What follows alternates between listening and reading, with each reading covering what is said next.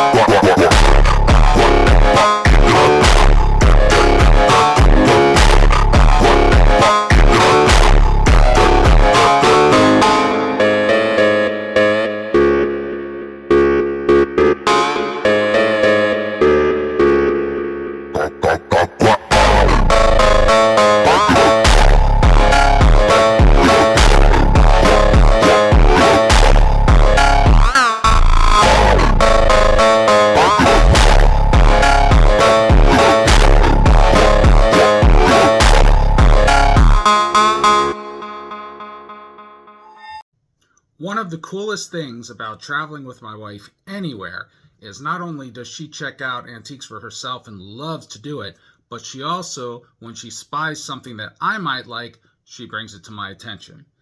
This first one is a really, really special M8A1 sheath.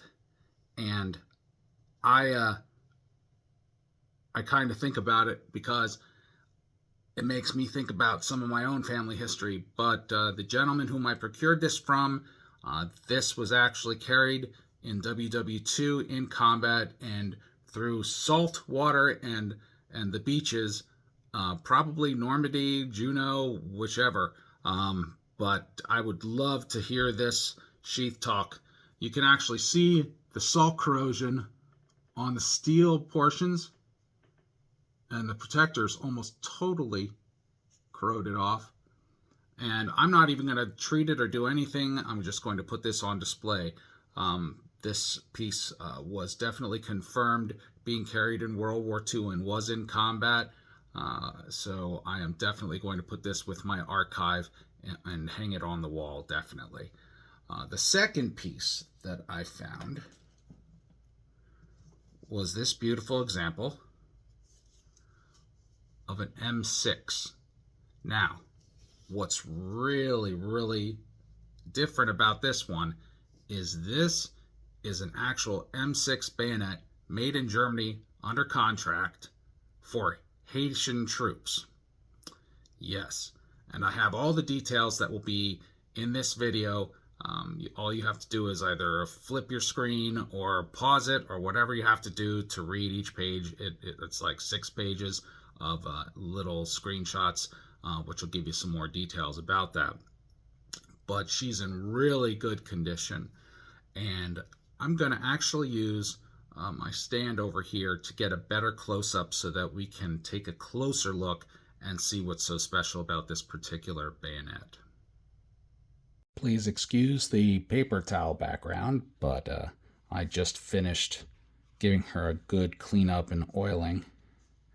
As you can see, made in West Germany. And unfortunately I have this part covered up, but there is no protector on the tip. The hole is larger than the normal sheaths. It's designed really well, and if I could get this, let's go up here. What's really something is this is an Eickhorn-Solingen made bayonet, and you'll see a certain color change. If you notice, it's sort of like a plumish color. It's really weird. But that's a real teller about this blade. And you can see right on the hilt that this is a US M6, and the indicator marks on the blade, if you check out my detailed information, when you look at the specs in that, you'll notice what the FAD'H, or apostrophe H, excuse me, means. But I had this opened, and it was interesting because you could clearly tell the different color between the blade and the other steel, and especially where the blade continues through the handle.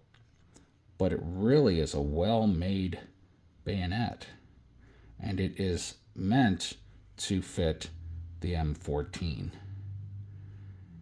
And I believe the information says there's only like 2,500 of these in existence. So that's very cool. So guys, let me know what you think.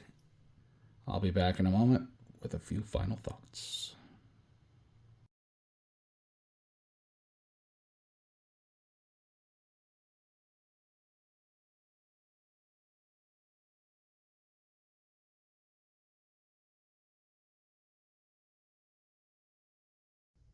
Still, one of my many favorite activities is antiquing, and definitely you never know what treasures you will run into, or the people that will be kind and generous to share their story and actually give you a piece of history along the way. And of course, there's the treasures. The treasures that you run into can be a very great find, and sometimes you don't find anything. But this was a surprising find because I did not really anticipate what I had here. And I did a little research because I was like, what is on this blade? And why is there a US M6? And why is it made in Germany? And then I did some seriously deep research while I was sitting there and going, oh my God, this is an awesome piece of history, an awesome piece of collection. So I'm going to add it. And turned out to be even bigger than I thought when I did my research. So yeah, it is a lot of fun, and it's like you never know what you're going to run into, and that is the whole excitement in antiquing for me. And my wife is really good at it. I mean, if you've ever seen someone dicker before, you know, I'm good at dickering. I do a good job. You know, I know what I'm talking about. I know what I could do. But my wife, she just turns on the eyes and, can you do any better? And then the guy usually cuts it in half. I'm like, it wouldn't work for me. It don't. I can't do it that I'm not that slick. But anyhow, this has been Blade Love for the Sharpest Edge. Thank you for watching the video, and please like, share, and subscribe. These analytics are killing me. All these changes in the media platforms are just unbelievable, and especially when you don't get to do a constant video every day of the week or every week even, you start to get pushed at the bottom if there's no likes or subscriptions or comments. It's just weird. And like I said before a million times, everything you see on my channel is my collection out of my pocket. I don't monetize my videos. I don't do anything that has me get free items. I mean, it would be great to get a knife or two for free. I mean, I would never turn it down, but I just don't ask for that stuff because I believe in when you want to test a knife or review a knife, you should actually put your own money where your mouth is and go behind it and do it. So you all take care, and always remember, be good to yourselves, but especially be good to others out there. Always remember, you're not too tall to be looking down on others. Have a good day, folks. Bye for now. You got the show. Purchase a